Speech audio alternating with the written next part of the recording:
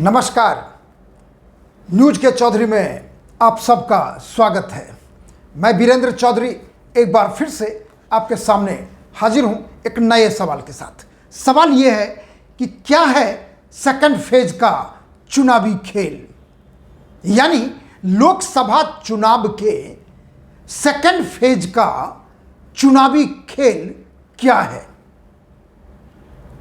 लोकसभा चुनाव 2024 के second phase का चुनाव 26 अप्रैल को होगा, जिसमें 89 सीटों पर तय होगा कि किसकी जीत होगी और किसकी हार। और ये 89 सीट 13 राज्यों में फैले हुए हैं, जिसमें 12 राज्य हैं और एक केंद्र शासित प्रदेश। और हम आपको बताने जा रहे हैं कि ये 89 सीटों का चुनावी खेल है क्या। और पहला होगा इन 89 सीटों का डिटेल्स, दूसरा होगा प्रत्येक राज्य का सभी सीटों का डिटेल्स, और तीसरा होगा कि पार्टी पोजीशन यानी 89 सीटों का क्या बन रहा है। और चौथा और आखिरी होगा पीएम मोदी का टारगेट, यानी 400 पार और 370 पार के फॉर्मूले में यह 89 सीट का गणित कैसा बैठता है। तो आइए सबसे पहले 89 सीटों का डिटेल्स किन राज्यों में है। 26 अप्रैल को 89 सीटों पर चुनाव होगा, जिसमें सबसे पहले आसाम, जहां पे 5, बिहार 5, छत्तीसगढ़ 3, कर्नाटक 14, केरल 20 के 20, मध्य प्रदेश 7, महाराष्ट्र 8, मणिपुर 1 माने कि आधा पहले हो चुका है पहले फेज में, एक का आधा बाकी है आउटर मणिपुर का। 9वां राजस्थान 13 लोकसभा सीट, 10वां त्रिपुरा 1, उत्तर प्रदेश 8, बंगाल 3 और जम्मू कश्मीर 1। यानी यह है 13 राज्यों का वो सीट जिन सीटों पर 26 अप्रैल को चुनाव होगा।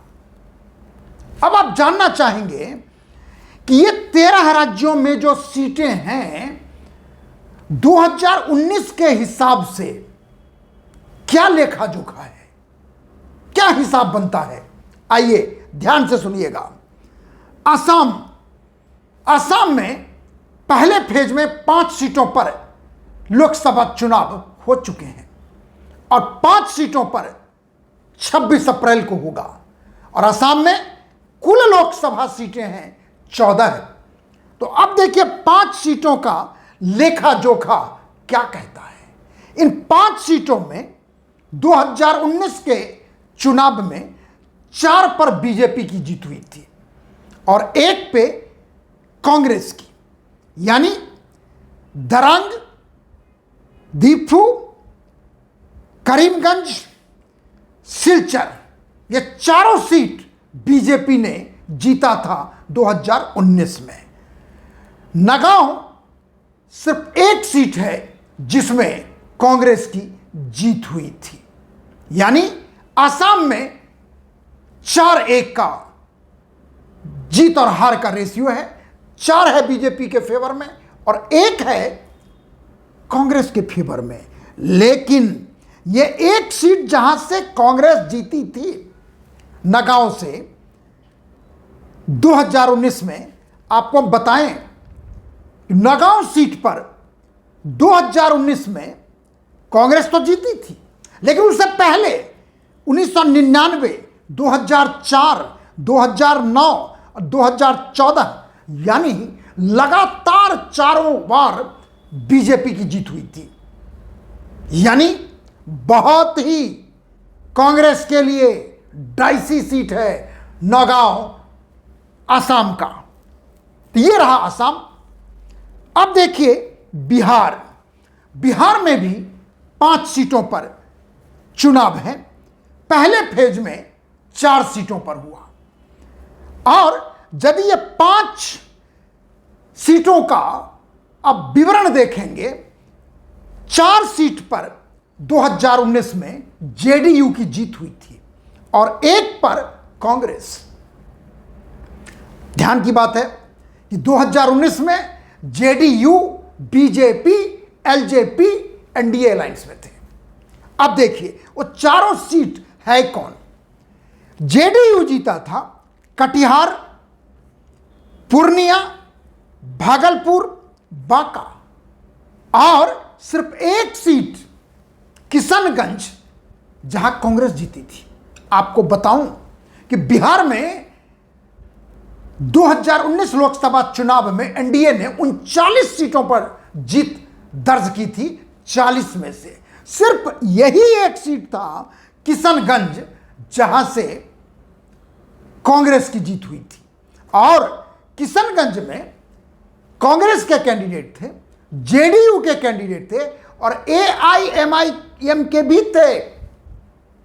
और अब की बार ध्यान देने की बात है, पिछली बार एमआईएम ने काफी वोट काटा था और यह वही कॉन्स्टिट्यूएंसी है जहां से बीजेपी के शाहनवाज हुसैन पहले चुनाव जीत चुके हैं। लेकिन मुश्किल यह है इस कॉन्स्टिट्यूएंसी के साथ कि यहां पर कोई ना कोई अक्सर मुस्लिम ही जीतता है, क्योंकि 70% वोट किशनगंज में मुसलमानों का है। इसलिए तकरीबन सभी पार्टियां मुस्लिम कैंडिडेट ही खड़ा करती हैं और देखना इस बार है कि एमआईएम कितना वोट काटता है, कितना कांग्रेस को डैमेज पहुंचाता है और क्या जेडीयू उस सीट को जीत सकती है। और यदि ऐसा हुआ तो मेरा आकलन है कि यदि किशनगंज सीट जेडीयू बिहार में जीत गई तो यकीन मानिए अब की बार बिहार में 40 का 40 सीट एनडीए जीतेगी। अब रहा इसका आंकड़ा 4 जेडीयू 1 कांग्रेस, यानी अब की बार भी जेडीयू और बीजेपी, एलजेपी, आरएलएसपी और मांझी साहब की पार्टी हम चारों एनडीए में हैं। अब हम आते हैं छत्तीसगढ़।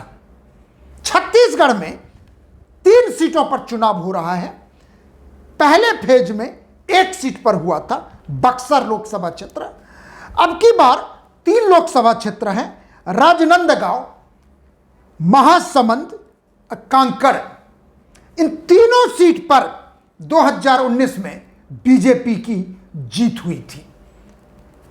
आपको बताना वाजिब होगा कि छत्तीसगढ़ में 11 लोकसभा सीट है, जिसमें 2019 में बीजेपी ने उन 9 सीटों पर जीत दर्ज की थी, कांग्रेस 2 सीटों पर। अब की बार वो दोनों सीट कांग्रेस के लिए काफी भारी पड़ रहा है कि कांग्रेस उसे बचा पाती है या गंवा देगी, देखना होगा।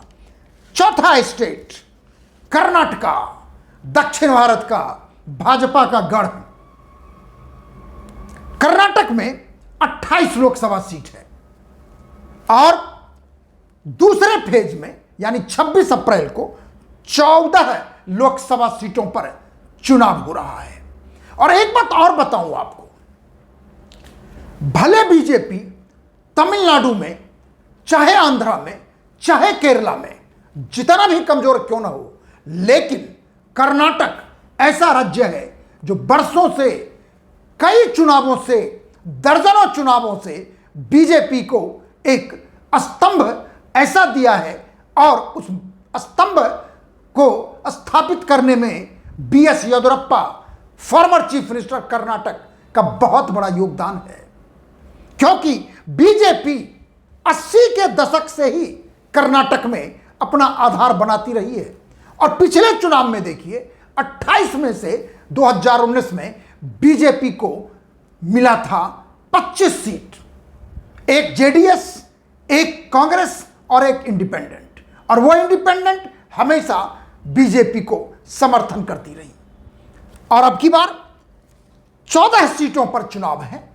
जिस 14 सीटों को आप देखेंगे पार्टी पोजीशन, आप यदि कहेंगे जैसे उडुपी चिकमगलुरु कॉन्स्टिट्यूंसी है ये, Hassan, Chitradurga, Tumakuru, Mandya, Mysore, Chamarajanagar, Bangalore rural, Bangalore north, Bangalore central, Bangalore south, Chikballapur, Kolar, Dakshina Kannada.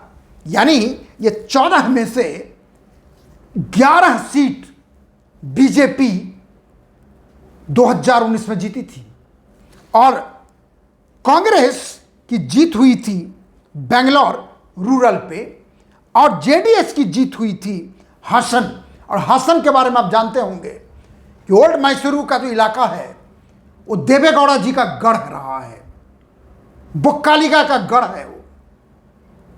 और एक सीट इंडिपेंडेंट जीती थी, और वो जीती थी मांड्या से। लेकिन अब की बार का कॉम्बिनेशन कुछ अलग है। अलग ये है कि जो इंडिपेंडेंट एमपी थी वो बीजेपी में शामिल हो चुकी है, और जेडीएस और बीजेपी ने समझौता कर रखा है। तो आप कह सकते हैं कि लिंगायत अब बुक्कालिका का कॉम्बिनेशन इस बार साथ साथ चुनाव में शामिल है। और बुक्कालिका के बहुत बड़े नेता former prime minister H D Deve Gowda हैं, और लिंगायत के पुरोधा हैं बीएस येदियुरप्पा। और यही कारण है कि ये दोनों पुरोधा आज की तारीख में बीजेपी के साथ है।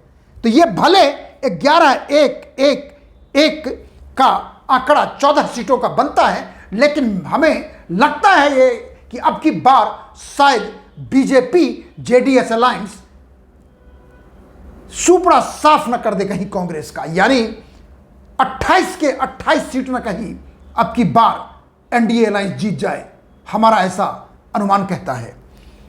अब हम आते 5वां स्टेट केरला। केरल एक ऐसा राज्य है जहां पे एलडीएफ यूडीएफ, एलडीएफ कहते हैं लेफ्ट फ्रंट अलायंस को, जिसमें सीपीआई, सीपीएम और अन्य दल होते हैं, और यूडीएफ अलायंस जिसमें कांग्रेस और उसके एलाई होते हैं। और खासियत यह है कि विधानसभा चुनाव में एलडीएफ की जीत हुई, और लोकसभा चुनाव में सोचिए 20 में से यूडीएफ को यानी कांग्रेस अलायंस को 19 सीट मिला, और सीपीआईएम को सिर्फ 1 सीट। केरल में कहते हैं कि जो लेफ्ट फ्रंट है उसको हिंदुओं का वोट अक्सर मिलता है अधिकांश संख्या में, और कांग्रेस को मुस्लिम वोट और क्रिश्चियन वोट मिलता है प्राइमरीली। ऐसा नहीं है कि हिंदू उसको नहीं देते होंगे, उसको नहीं देते होंगे, मुख्य रूप से। और यही कारण है कि राहुल गांधी 2019 में पता नहीं उनको यह आभास हो गया था कि शायद स्मृति ईरानी उन्हें हरा देंगी, उन्होंने वायनाड से भी नामांकन किया था, और सच में राहुल गांधी को स्मृति ईरानी ने परास्त कर दिया अमेठी में, और राहुल गांधी वायनाड से जीत के आए। वायनाड लोकसभा क्षेत्र केरल में है, और वो क्षेत्र मुस्लिम बहुसंख्यक मतदाताओं से भरा हुआ है। सवाल किए गए थे कि राहुल गांधी आखिर अमेठी से सीधे वायनाड क्यों गए। शायद उत्तर यह रहा होगा कि उनको भरोसा रहा होगा कि शायद मुस्लिम वोट उन्हें पक्का देगा, हालांकि जीते हो। तो केरल में यदि 2019 का आंकड़ा देखेंगे तो वहां पर बनता है UDF, United democratic front led by Congress, जिसको मिला था 19, कांग्रेस को मिला था 15, बाकी उनके एलाई थे जिनको मिला था 4, सीपीआईएम को मिला था 1। अब सवाल होता है एनडीए कहें या बीजेपी। जानकारी के लिए बड़ा अच्छा होगा मैं बताऊं आपसे कि केरल एक ऐसा राज्य है जहां पे आरएसएस का सबसे ज्यादा शाखा लगता है, यानी आरएसएस का बहुत बड़ा नेटवर्क है। बरसों से आपने सुना होगा कि उसी केरल के अधिकारी थे फैजाबाद में, जिन्होंने नेहरू और पंत यानी प्राइम मिनिस्टर और चीफ मिनिस्टर के कहने के बाद भी रामलला की मूर्ति को दायां बायां नहीं होने दिया, नौकरी छोड़ दी, गमा दिया, लॉयर बन गए। लेकिन ये वही केरल है जिसे हम गॉड्स कंट्री कहते हैं, और वहां पे भारतीय जनता पार्टी बरसों से प्रयास कर रही है चुनावी जीत के लिए। पहली जीत मिली भारतीय जनता पार्टी को 2016 के विधानसभा चुनाव में। केरल के भारतीय जनता पार्टी के कद्दावर नेता, बहुत बड़े नेता ओ राजगोपाल पहली बार असेंबली का चुनाव जीते थे, लेकिन लोकसभा चुनाव में आज तक भारतीय जनता पार्टी अपना खाता नहीं खोल पाई है। और सबसे यदि आप देखेंगे तो क्लोज जहां पर बीजेपी जीतते जीतते रह गई, वो भी मैं बताऊंगा आपको। हालांकि केरल पर हम एक अलग एपिसोड आपके लिए करेंगे जिसमें हम विस्तृत जानकारी देंगे, लेकिन यह जानकारी जरूर देना चाहूंगा कि चूंकि लोकसभा चुनाव सेकंड फेज में केरल भी है, अब भाजपा की स्थिति जानना बड़ा जरूरी है। केरल में तिरुवनंतपुरम लोकसभा क्षेत्र, जहां पे डेमोग्राफी भी केरला से थोड़ा अलग है, बहुसंख्यक हिंदू वोटर है, और वहां पे यदि हम आपको आंकड़े बताएं कि केरल में 2014 के लोकसभा चुनाव में आज तक केरल के इतिहास में पहली बार ऐसा हुआ था। 2014 लोकसभा चुनाव में तिरुवनंतपुरम से डॉक्टर शशि थरूर कांग्रेस के उम्मीदवार थे और ओ राजगोपाल बीजेपी के।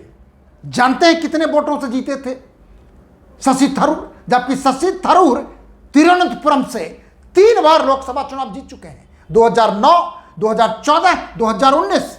लेकिन 2014 में सबसे कहते हैं ना एकदम बिल्कुल धार पे थी उनकी जीत।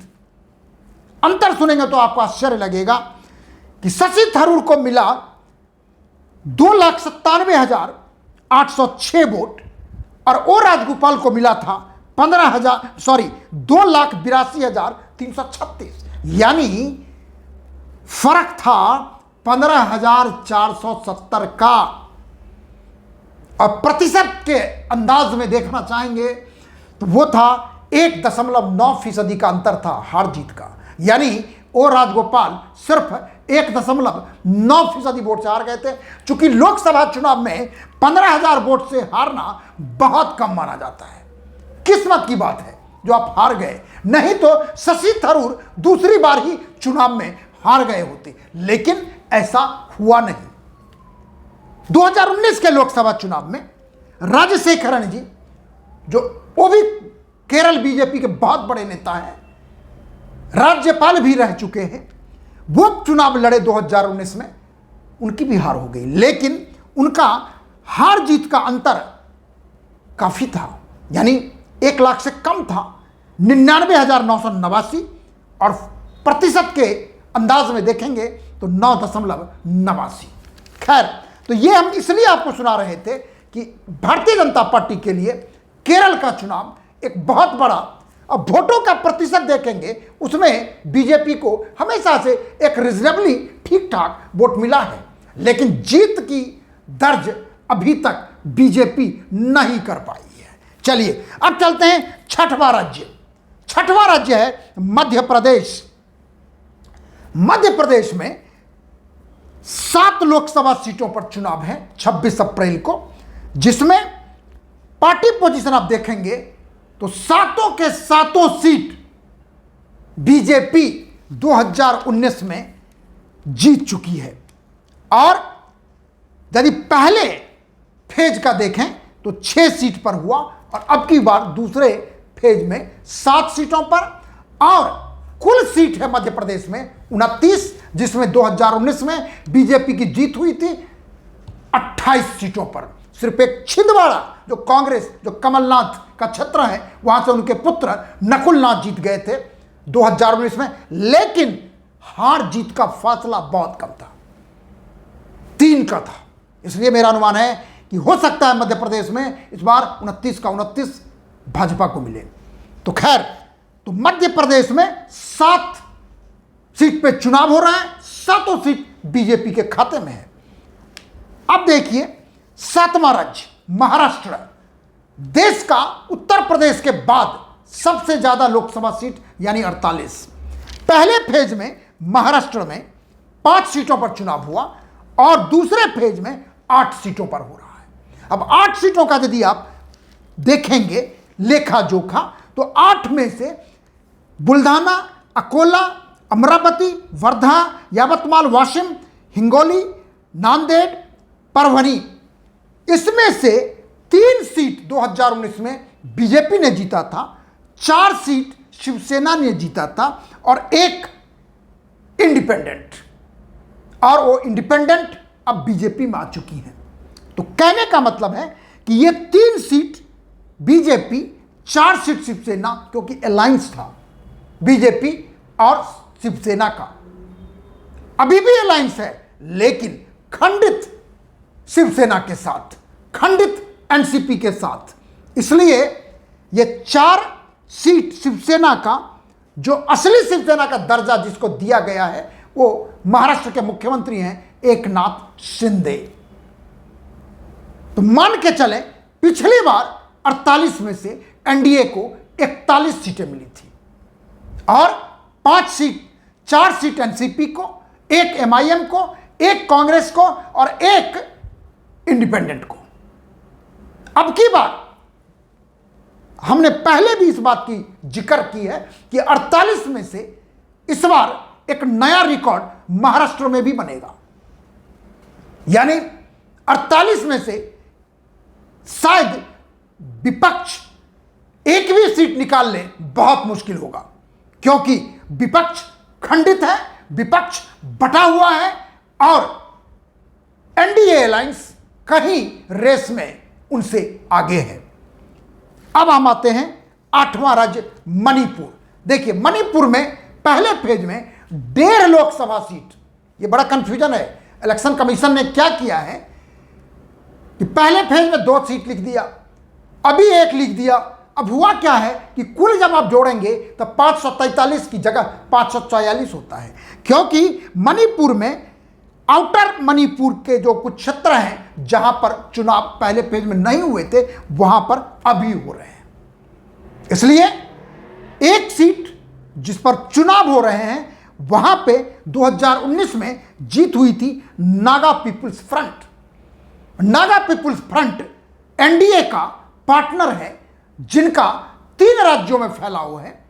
नागालैंड में उनकी सरकार है, अरुणाचल में भी उनकी पार्टी है और मणिपुर में भी उनकी पार्टी है, लेकिन एनडीए में है वो। तो कहने का मतलब मणिपुर 1 सीट एमपीएफ। अब हम आते हैं राजस्थान। राजस्थान में पहले फेज में 12 सीटों पर लोकसभा चुनाव हो चुके हैं। अब दूसरे फेज में 13 सीटों पर है और यह 13 के 13 सीट बीजेपी को मिला था 2019 के लोकसभा चुनाव में। उसके बाद 10वां त्रिपुरा। त्रिपुरा में पहले फेज में 1 सीट पर चुनाव हो चुका है और 26 अप्रैल को दूसरे सीट पर होगा। और आपको बताऊं, त्रिपुरा में 2 सीट है और दोनों सीटों पर 2019 में भारतीय जनता पार्टी की जीत हुई थी। उत्तर प्रदेश देश का सबसे बड़ा राज्य, 80 सीट वाला राज्य, जिसमें पहले फेज में चुनाव हुआ था उत्तर प्रदेश में 8 सीटों पर, और फिर से अभी 8 सीटों पर लोकसभा चुनाव होगा दूसरे फेज में। और इस 8 सीटों में से 2019 का यदि आप पार्टी पोजीशन देखें तो बीजेपी ने 7 सीटों पर जीत दर्ज की थी। सिर्फ 1 सीट पे बीएसपी ने जीता था, वो सीट था अमरोहा। बहुत डाइसी है इस बार, क्योंकि पिछली बार एसपी और बीएसपी का गठबंधन था और अब की बार दोनों अलग हैं, इसलिए हमारा अनुमान यही है कि ये अमरोहा की सीट अब की बार सीधे सीधे बीजेपी के पक्ष में जाएगा, एनडीए के पक्ष में जाएगा। 12वां स्टेट वेस्ट बंगाल, जहां पे 3 सीटों पे चुनाव हो रहा है। पहले फेज में भी तीनों सीट पर हुआ और पहले फेज में भी तीनों सीट बीजेपी को मिला था 2019 में, और दूसरे फेज में भी दार्जिलिंग, रायगंज, बालूरघाट, ये तीनों सीट पे 2019 में बीजेपी ने जीत दर्ज की थी। कुल भी वहां पे सीट है बंगाल में 42, जिसमें बीजेपी की जीत हुई थी 18 सीटों पे और टीएमसी की जीत हुई थी 22 सीटों पे और 2 सीटों पे जीत हुई थी कांग्रेस की। लेकिन अब की बार मामला कुछ और होता दिखाई दे रहा है। कांग्रेस रेस में नहीं है। हो सकता है कांग्रेस अधीर रंजन भी अपनी सीट ना बचा पाए, लेकिन गेन और लॉस जो भी होगा बीजेपी बनाम टीएमसी में होगा। हो सकता है बीजेपी अब की बार 30 पार हो जाए, अब बाकी जो बचेगा मुझे लग रहा है कि टीएमसी के खाते में जाएगा, लेकिन परिणाम बताएगा। आखिर 13वां राज्य जम्मू कश्मीर, जहां पे जम्मू सीट पे लोकसभा चुनाव होगा दूसरे फेज में 26 अप्रैल को, और 2019 में यह सीट बीजेपी के खाते में गया था। जम्मू कश्मीर में 2019 में 6 सीटें थी, लेकिन यूटी का दर्जा होने के बाद, धारा 370 हटने के बाद लद्दाख एक अलग लोकसभा क्षेत्र बना, वो भी अलग यूटी है, जम्मू कश्मीर भी यूटी है। अब जम्मू कश्मीर में सिर्फ 5 लोकसभा सीट है और उसमें 1 सीट पहले फेज में हो चुका है, दूसरे फेज में जम्मू में होगा जो बीजेपी को मिला था 2019 में। यह तो मैं समझता हूं कि राज्य भर 13 राज्यों का लेखा जोखा हमने आपसे बताया। अब देखिए, जो तीसरी बात मैं आपसे कह रहा था कि पार्टी पोजीशन बनता क्या है 89 सीटों का, यह देखिए कि बीजेपी को कितना मिला, कांग्रेस को कितना मिला, एनडीए को कितना मिला, यदि यूपीए कहें या इंडिया अलायंस कहें उसको कितना मिला, यह बताना भी जरूरी है आपको। अब सुनिए, 89 सीटों में से बीजेपी को असम में 4, छत्तीसगढ़ में 3, कर्नाटक में 11, मध्य प्रदेश में 7, महाराष्ट्र में 3, राजस्थान में 13, त्रिपुरा में 1, यूपी में 7, बंगाल में 3, जम्मू कश्मीर में 1। यानी 89 सीटों में बीजेपी को मिला था 53 सीट, 53 आउट ऑफ 89। और यदि आप ये फीसदी के टर्म में देखेंगे कि 89 स्ट्राइक रेट जिसको हम कहते हैं प्रतिशत के रूप में या फीसदी के रूप में, तो बीजेपी ने 59.55% सीट 2019 लोकसभा चुनाव में इन 89 सीटों में दर्ज की थी। यानी संख्या है 53, 53 आउट ऑफ 89, और फीसदी है, अब मान के कह सकते हैं 60%। यानी 60% सीटों पर 2019 में इन 89 सीटों पर बीजेपी का स्ट्राइक रेट था 60%। अब देखिए एनडीए, ये तो बीजेपी का था, अब एनडीए का देखें 2019 का, तो 4 Bihar JDU, Karnataka JDS 1, independent 1, और महाराष्ट्र 4 शिवसेना, महाराष्ट्र में 1 इंडिपेंडेंट, वो भी बीजेपी में आ गई हैं, और मणिपुर नागा पीपुल्स फ्रंट 1, यानी 12 सीट। और ये 12 को यदि हम 12 सीट जो एनडीए मतलब उनके एलआई को मिला, बीजेपी के एलआई को, और बीजेपी के साथ जोड़ दें तो 53 बीजेपी, 12 एलआई, यानी 65 आउट ऑफ 89। यानी स्ट्राइक रेट बनता है 70%। यानी एनडीए ने 2019 के लोकसभा चुनाव के आंकड़ों के आधार पर इन 89 सीटों में से 70% सीटों पर जीत दर्ज की थी। अब देखिए दूसरी तरफ कांग्रेस ने 1 आसाम, 1 बिहार, 1 कर्नाटका, 15 केरला यानी 18 सीटों पर जीते थे 89 में से, 89 में से, और 4 सीट उनके एलआई के थे जो केरल से आए थे। यदि दोनों को जोड़ दें तो बनता है 18 + 4 यानी 22 आउट ऑफ 89, और उसको यदि स्ट्राइक रेट में बदले तो बनता है 22.89%। मीन्स 23% स्ट्राइक रेट था। आप इंडिया अलायंस का है, आप यूपीए का है 89 सीट के मामले में। अदर्स के खाते में 2 सीट गया था। एक लेफ्ट पार्टी सीपीएम ने जीता था केरल में और एक बीएसपी ने जीता था अमरोहा में। अब सवाल है इंपॉर्टेंट कि ये तो हुआ पार्टी पोजीशन, एडवांटेज एनडीए है, एडवांटेज बीजेपी है, बाधा सिर्फ केरल है। केरल में क्या होगा ये हमें नहीं पता।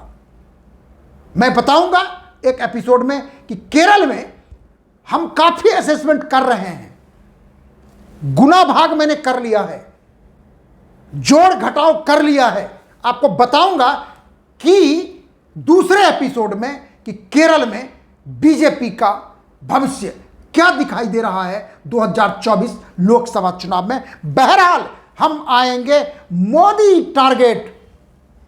प्रधानमंत्री मोदी बार बार कह रहे हैं कि हम 370 पार करेंगे बीजेपी और एनडीए करेगी 400 पार।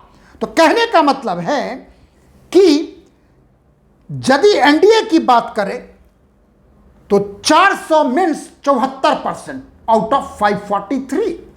यदि बीजेपी का 370 कहें तो वो बनता है 68% आउट ऑफ 543। अब ये कितना बनता है, सवाल है कि ये कितना बनता है। अभी जो चुनाव हो रहा है उसके हिसाब से आप देखें 89 सीट का क्या बनेगा। तो आप देखिए एनडीए को यदि 74% सीट चाहिए तो इन 89 में जीतना पड़ेगा 66 सीट्स, और अभी कितना उनके पास 65। यानी टारगेट बहुत इजी है, 65 से 69 पहुंचेगा मोदी टारगेट के हिसाब से, और जिसकी संभावना है अभी मैं बताऊंगा आपको। बीजेपी का देखें तो बीजेपी का 68% का आंकड़ा बनता है 60 सीट्स, यानी 89 में से 60 सीट बीजेपी को जीतना पड़ेगा, तब जाके वो 370 का आंकड़ा के हिसाब से आगे बढ़ेगी। और एनडीए को 66 सीट जीतना होगा 89 में से, तब 400 पार के आंकड़े को वो मिला पाएंगे। अब सवाल है कि एनडीए तो ठीक है, बीजेपी का चाहिए 60, लेकिन है कितना 53। अब ये 53 है, अब ये 53 में कितना बढ़ सकता है मैं बता रहा हूं आपको। आसाम में जो मैंने बताया एक सीट जहां पर कांग्रेस लास्ट टाइम जीती थी, उससे पहले कई बार बीजेपी लगातार जीत चुकी है, वो सीट बीजेपी जीत सकती है। कर्नाटक में जो एक सीट कांग्रेस का है वहां भी बीजेपी जीत दर्ज कर सकती है। तीसरा उत्तर प्रदेश में अमरोहा, जहां पे लास्ट टाइम बीएसपी की जीत हुई थी, वो सीट बीजेपी जीतती है। कुल मिला के इन 89 सीट्स में से अपोजिशन के खाते से बीजेपी 3 सीट निकाल लेती है, तो बनेगा 53 + 3 मीन्स 56। यानी बीजेपी अपने टारगेट से 4 सीट कम रह सकती है, लेकिन ये जितने हैं, मैं फिर से दोहराऊंगा कि एनडीए को जीतना होगा 66 सीट आउट ऑफ 89, बीजेपी को जीतना होगा 60 सीट्स आउट ऑफ 89। और ये इसलिए मैं कह रहा हूं कि प्राइम मिनिस्टर मोदी का एनडीए का 400 पार, बीजेपी का 370 पार, ये आंकड़े को पूरा करने के लिए दूसरे फेज में बीजेपी को और एनडीए को इन सीटों पर जीत दर्ज करनी ही होगी। यह रहा पूरे सेकंड फेज का लेखा जोखा। आखिर में यदि आपको यह कार्यक्रम अच्छा लगता है इसे आप लाइक करें, शेयर करें, और यदि कुछ कहना चाहते हैं तो कमेंट सेक्शन में जाकर अपनी बात जरूर लिखिए। हम आपके सारे कमेंट्स का, हम आपके सारे सवालों का जवाब देंगे, नमस्कार करेंगे, और हमें अच्छा लगेगा कि आप अपनी बात हमारे कमेंट सेक्शन में रख रहे हैं। और एक आखिर में निवेदन आपसे, अनुरोध आपसे कि मेरे YouTube चैनल को आप सब्सक्राइब जरूर करिए, जिससे हम आपसे हमेशा अपनी बातों के द्वारा बने रहें और आप उस पर अपनी बात कहते रहें, हम अपनी बात भी कहते रहें, जिससे हम आगे इसी प्रकार भारत की राजनीति हो या भारत के चुनाव हो, चाहे जो भी मुद्दे हों, उन पर हम आपसे अपनी बातों को साझा करते रहें। बहुत बहुत धन्यवाद। नमस्कार।